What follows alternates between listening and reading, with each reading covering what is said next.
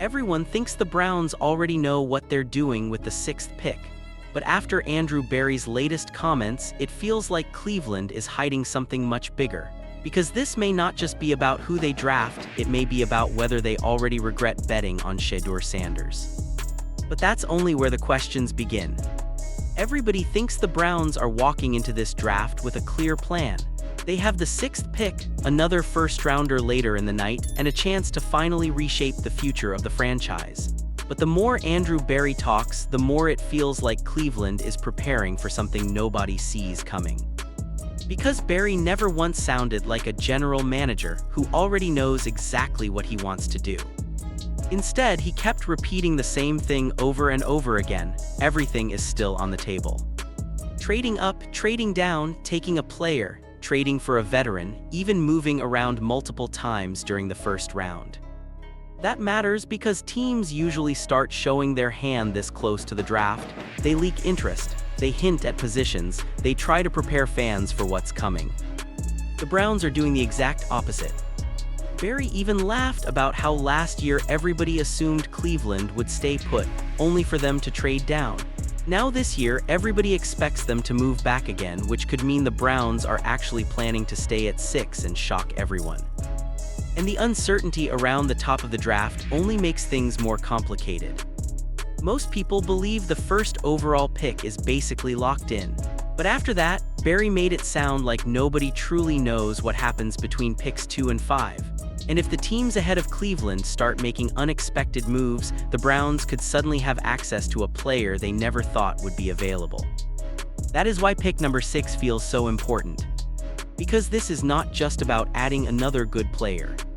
This could be the decision that defines Cleveland's next 5 years. And once Berry started talking about unique players, that's when things got really interesting. Andrew Berry kept coming back to one word over and over again during the press conference: unique. Not good players, not safe players, not even just productive players. Unique players. And when a general manager keeps repeating the same word like that, it usually means he is trying to tell you something without actually saying it directly.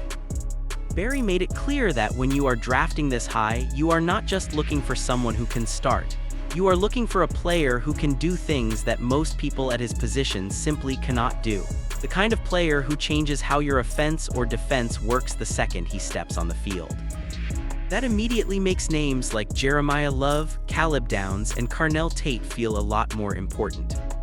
Berry could not stop praising Jeremiah Love. He compared him to Christian McCaffrey and Jahmyr Gibbs, which is a massive statement. Those are not normal running backs. Those are players who can line up anywhere, catch passes, create mismatches, and completely change a game plan.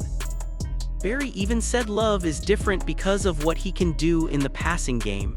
That is important because the Browns already have Quinshon Judkins. Adding another running back would sound crazy at first unless that player is not really just a running back. Then there is Caleb Downs. Berry spent a surprising amount of time talking about how the NFL is becoming more positionless on defense. He talked about hybrid safeties who can move all over the field, cover, blitz, tackle, and erase matchup problems. That sounds exactly like Caleb Downs. And if Berry truly believes players like that are becoming more valuable than traditional positions, then Cleveland's board may look completely different from what fans expect. Because while everybody keeps arguing about quarterbacks, tackles, and wide receivers, the Browns may be focused on finding the one player nobody else sees coming. But if that player is not a quarterback, it could create a whole new controversy in Cleveland. For all the talk about running backs, safeties, and offensive tackles, there was one position Andrew Berry refused to rule out: quarterback. And that is where this entire draft could get messy. Berry made it very clear that Cleveland could still draft a quarterback. He did not dodge the question, he did not laugh it off, he did not say the room is already set. Instead, he flat out admitted that quarterback is still on the table. That is a huge deal because the Browns already have multiple names in the room. They still have Deshaun Watson. They already drafted Shedeur Sanders. They also have Dylan Gabriel competing for a role. Most teams would call that enough. Cleveland clearly does not. What made it even more interesting was how much detail Barry gave when talking about Ty Simpson. He called him smart, driven, physically talented. He brought up the fact that Simpson had to sit behind Bryce Young and Jalen Milroe before finally getting his opportunity. Barry even praised the way Simpson handled waiting his turn and maximizing his chance when it finally came. That was a lot more praise than he gave most other quarterbacks. And Browns fans noticed it immediately. Because if Cleveland is seriously considering another quarterback, it raises a much bigger question about how they really feel about Sanders. The Browns keep saying they believe in Sanders. They keep saying he has a chance to earn the job, but if they truly believed he was the future, why would they still be so aggressive about adding another young quarterback? Some fans believe Cleveland is simply doing its homework. Others think this is the first sign that the Browns may not be fully sold on Sanders after all. And if they draft another quarterback early, that debate is only going to get louder. The Browns keep saying they believe in Shedeur Sanders. But if you listen closely to Andrew Barry, it does not sound like a team that is completely locked in behind one quarterback. Because every time Barry talks about the position, he leaves the door open for something else. He keeps saying the Browns could still draft another quarterback. He keeps saying every option is still on the table. And when he was asked directly about how another quarterback could affect Sanders, he avoided the question completely. That is what makes this feel bigger than just normal draft talk. If Cleveland truly believed Sanders was unquestionably the future, you would expect Barry to shut down the quarterback rumors immediately. Instead, he did the exact opposite. He talked about how quarterback evaluations can change fast. He talked about how players rise out of nowhere. He talked about how much noise there is around projecting future quarterback classes. And maybe most importantly, he sounded much more comfortable talking about potential alternatives than he did talking about Sanders himself. That is why so many Browns fans are starting to wonder if the organization is still unsure. After all, Sanders was not taken at the very top of the draft. He came in with questions about his ceiling, his fit, and whether Cleveland truly viewed him as a long-term answer or simply another quarterback to develop. Now, with the Browns holding the 6th pick and openly scouting quarterbacks again, those questions are coming right back. Some fans believe this is just Cleveland doing its homework like every smart front office should. Others believe it is something much bigger.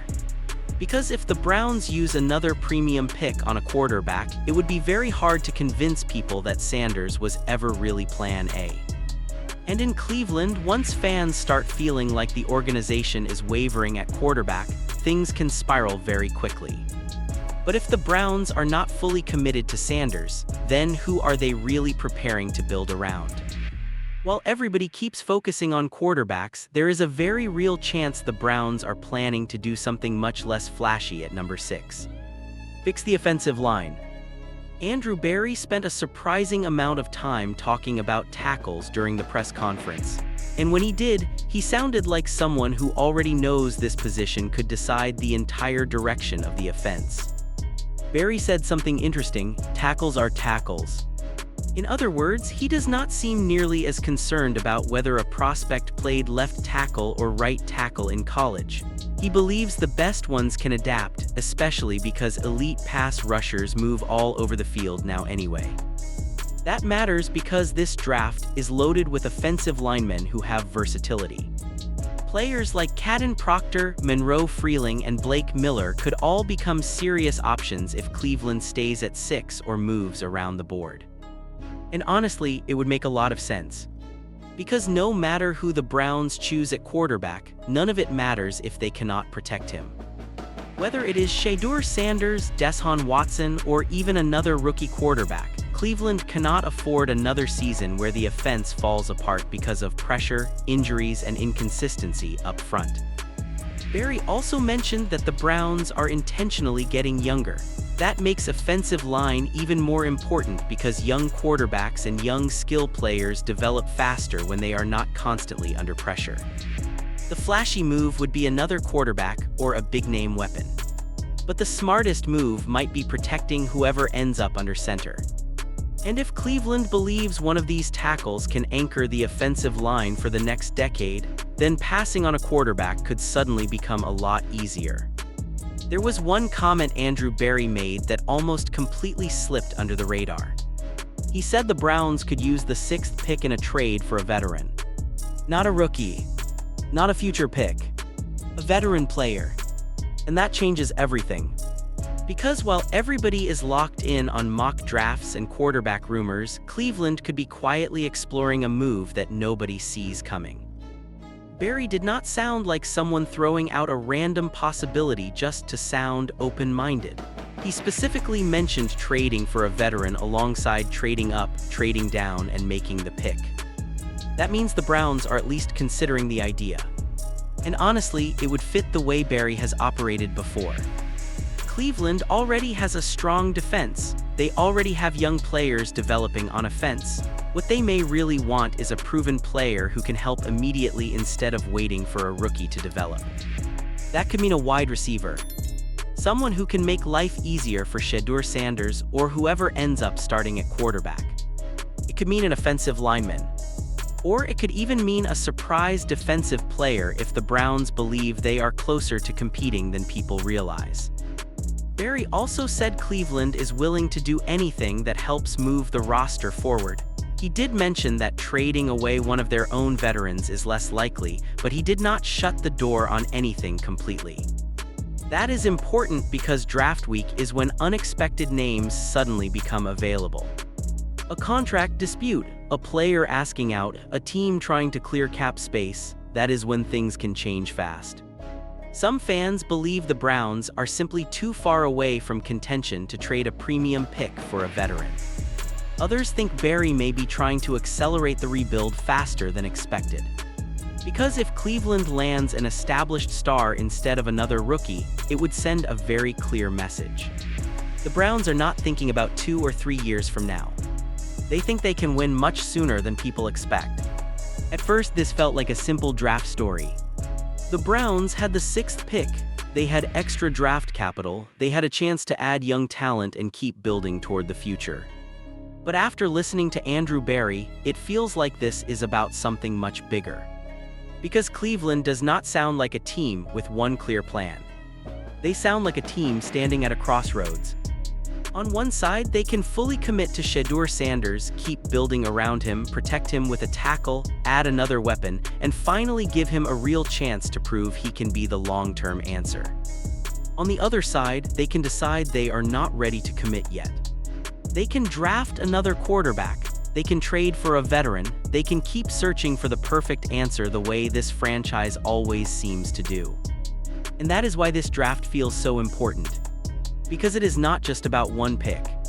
It is about whether the Browns finally have the patience to trust a young quarterback and let him grow, or whether they are about to hit the reset button all over again.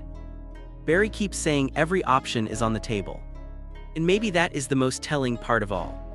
Because when a general manager refuses to close any doors this close to the draft, it usually means he is still looking for something. Something better, something safer, or maybe just something he trusts more. The scary part for Browns fans is that if Cleveland really is still searching, then that means Sanders may not be as secure as everybody thought.